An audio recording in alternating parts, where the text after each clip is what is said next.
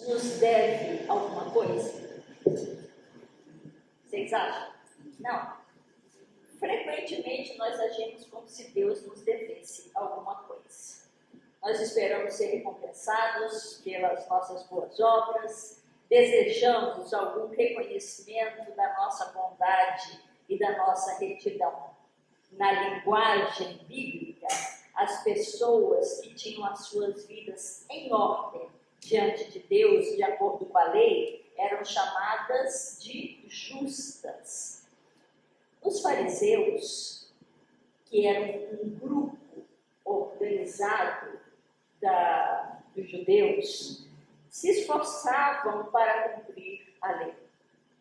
Jejuavam repetidamente, praticavam inúmeros atos de misericórdia. Tinham uma rotina diária muito rigorosa. Seus esforços para atender aos requisitos da lei, em todos os detalhes, eram, por assim dizer, o objetivo da sua religiosidade. Eles acreditavam que se o povo seguisse detalhadamente a lei, o Messias viria e a justiça de Deus reinaria. É claro que as pessoas que não se esforçavam para cumprir a lei nos seus mínimos detalhes se tornaram um problema, não é? Como é que Deus poderia salvá-los ou como poderia enviar o Messias para redimir a nação de Israel se havia tantas pessoas desobedecendo as regras estabelecidas na Torá? Então, os fariseus passaram a desprezar os outros. Eles se entendiam como bons, retos, justos, honestos, faziam tudo o que a lei mandava e esperavam ser compensados, então, pelo seu comportamento, como se Deus lhes devesse algo. Na parábola do Evangelho, nós então encontramos esses dois homens que oravam. O fariseu orou agradecendo a Deus porque ele não era como os outros, incluindo aquele publicano, ou seja, aquele cobrador de impostos que ali estava. Ele presumiu que Deus concordava com a sua visão do que significava ser justo.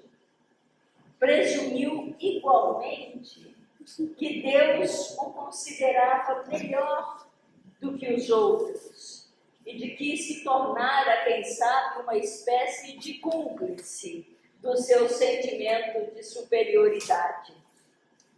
Poderíamos dizer, talvez, seguindo o trabalho de Alfred Adler, que esse fariseu sofria de complexo de superioridade. Vocês sabem, Alfred Adler era austríaco e foi o fundador da psicologia de desenvolvimento individual. A categorização de complexo de superioridade refere-se ao comportamento de pessoas que em seus relacionamentos sociais se sentem superiores aos outros. Pessoas que têm a tendência de supervalorizar as suas ações, as suas opiniões, os seus conhecimentos, os seus bens, e a desprezar os conhecimentos, ações, opiniões e bens de outras pessoas. Bom, o fariseu se sentia superior ao cobrador de impostos. Os cobradores de impostos eram, na verdade, detestados pelo povo de modo geral. Ele, o fariseu, sentia que, por suas ações e por seu rigor no cumprimento da lei, merecia ser considerado justo diante de Deus, enquanto o cobrador de impostos não merecia isso. Todos nós aderimos ao comportamento do fariseu quando nós pensamos que também nós merecemos tratamento especial, que somos justos e que há gente que não merece ser tratado de maneira especial, ser perdoado ou ser justificado. E eu gostaria de perguntar para nós, que o texto bíblico sempre precisa dialogar conosco. Gostaria de perguntar para nós quem são as pessoas que nós consideramos não serem merecedoras de compaixão, de perdão, ou mesmo de justiça.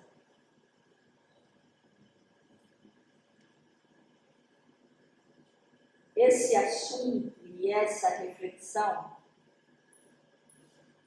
me fez lembrar daquele romance do Victor Hugo, Os Miseráveis. Quem se lembra do romance? Lembra? Então, o personagem protagonista do romance, Jean Valjean, é um homem comum que se vê obrigado a alimentar a sua família, que estava faminta, que era faminta naquele momento da vida, e para tanto, então, rouba um pão de uma padaria. Ele, jovem, é condenado a 5 anos de prisão por furto e arrombamento. Como tenta inúmeras vezes fugir da prisão e tem um notável histórico de mau comportamento, Valjean é condenado a trabalhos forçados por 19 anos. Após esse período, ele vaga cansado e faminto pela cidade, até pedir abrigo na casa do bispo. Foi acolhido, recebeu comida, um lugar para dormir e também para trabalhar. O bispo era um homem simples, que havia renunciado aos privilégios do seu cargo, mas ainda possuía e valorizava alguns utensílios de prata que havia herdado da sua família.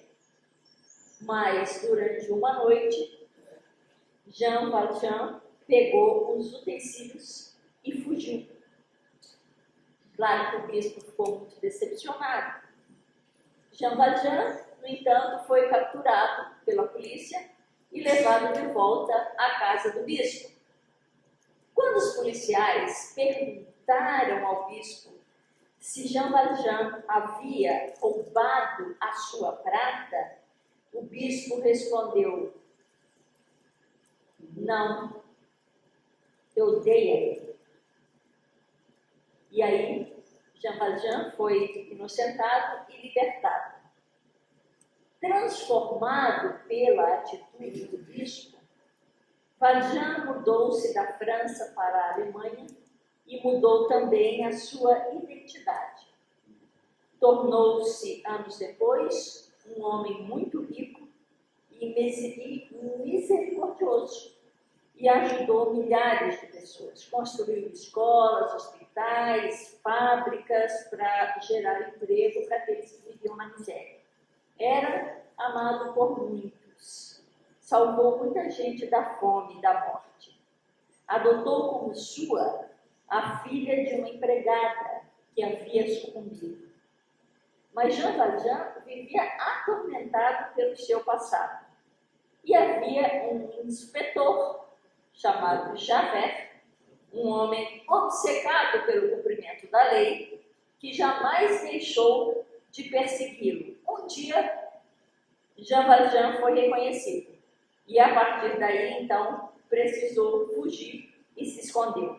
Escondeu-se num convento e, trabalhando como jardineiro, garantiu à filha a melhor educação possível daquele tempo.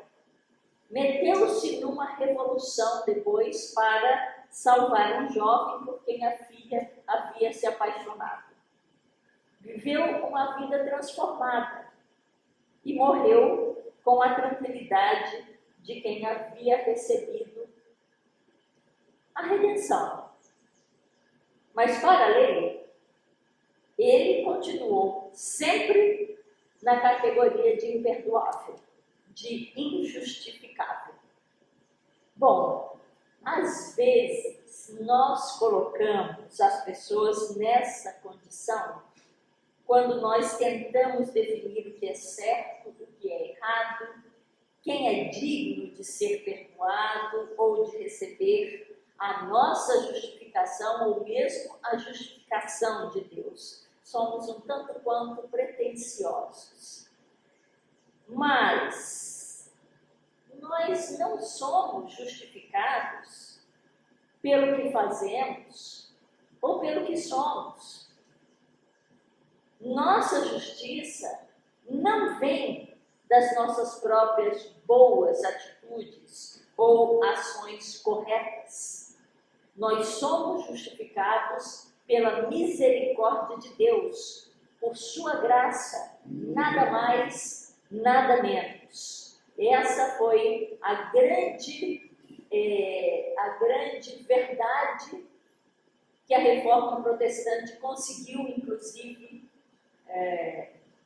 entender, abraçar, revelar.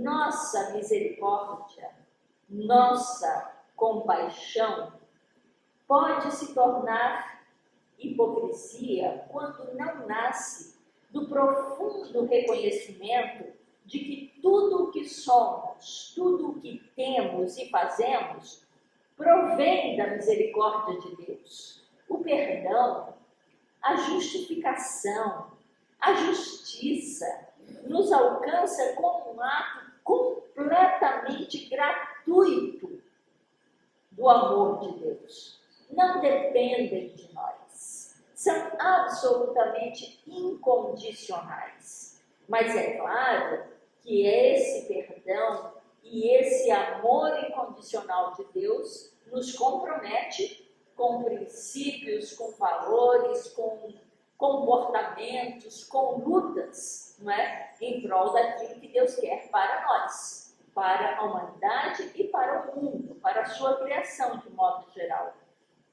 Então, gente, nós nunca estamos em posição de exigir algo de Deus. Deus não nos deve nada, mas Deus escolhe perdoar, acolher, transformar e amar. E quando o cobrador de impostos orou, sem esperar nada, sem exigir nada, sem ter nenhuma pretensão, Jesus diz, ele voltou para casa justificado. Ele foi considerado justo por Deus. No entanto, eu gostaria de dizer que nem mesmo a nossa humildade pode se transformar numa reivindicação contra Deus.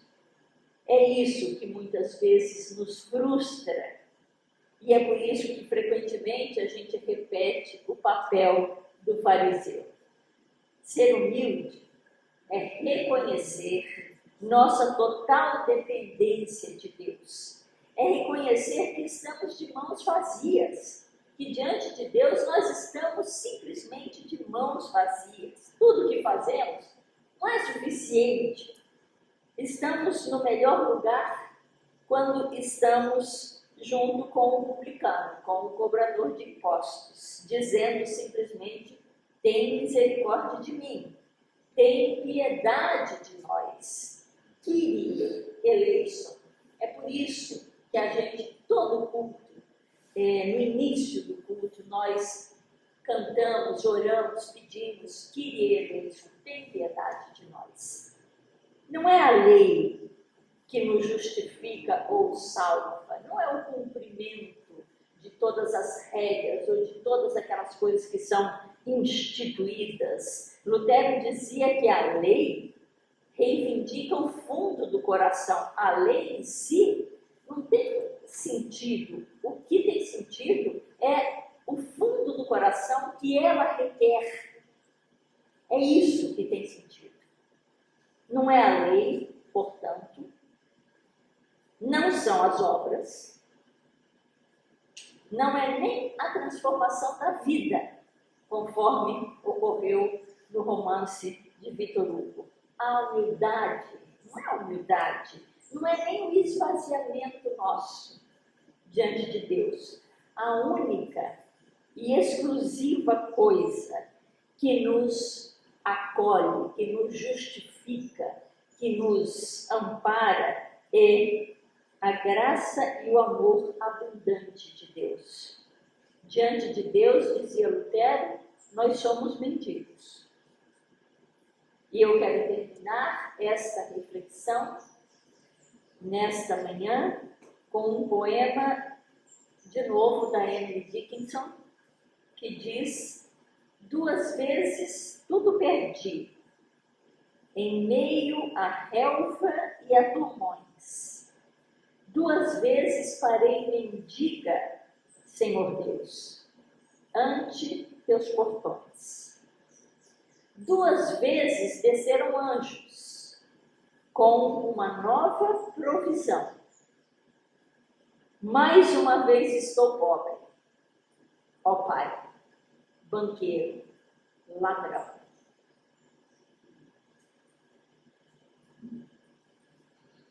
Amém?